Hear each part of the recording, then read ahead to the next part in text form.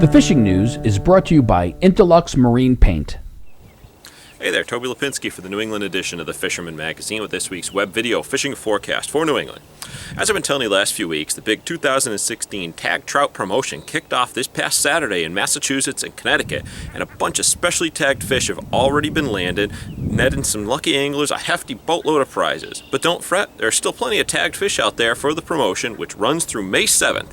And when I spoke to Captain Greg of the Blackhawk on Tuesday this week, he said he plans to stock one more load of fish this Friday. Be sure to check out the April monthly issue of the Fisherman magazine or thefisherman.com for all the details on this awesome promotion. And another quick reminder before I get into the reports, we're now back to our weekly print schedule, which runs from April through November.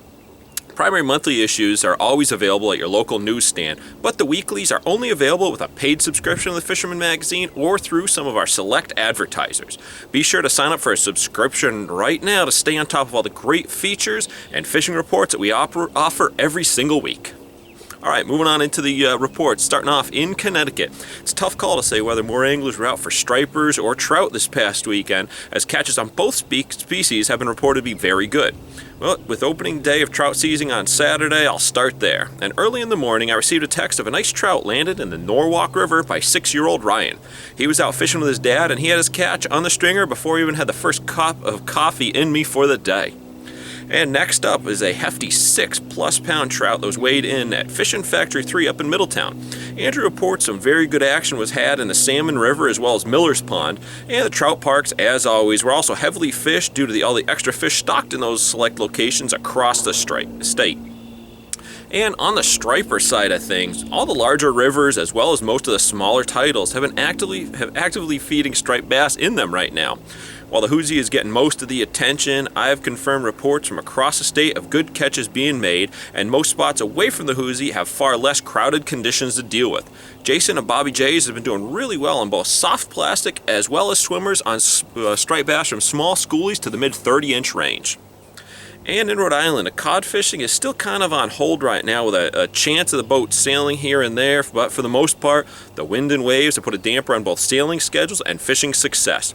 The Francis fleet was planning to sail as I prepped this video, but no word if they made it out just yet.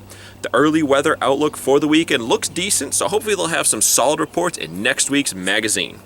On a positive note, however, holdover striper catches have been steadily improving, and word is that there may even be some fresh fish in the mix, finally. Howard Reed of Narrow River Rods got us a nice little blitz of schoolies feeding on silversides one evening this week, and I even heard some rumors of some fish possibly being landed down at the wall already. And lastly, up in Massachusetts, the 2016 Goose Hummock Kids Fishing Tournament kicks off this Saturday, April 16th, and runs through April 22nd to coincide with spring break from schools. There are 3 age brackets, and trophies will be given out for a wide variety of species, so check with the guys at the shop for complete details, and as always, be sure to send me pictures of your kids' catches. Alright, well there you have it. I'm Toby Lapinski for the New England edition of the Fisherman magazine, wishing you tight lines if you head out onto the water this weekend. The fishing news is brought to you by Interlux Marine Paint.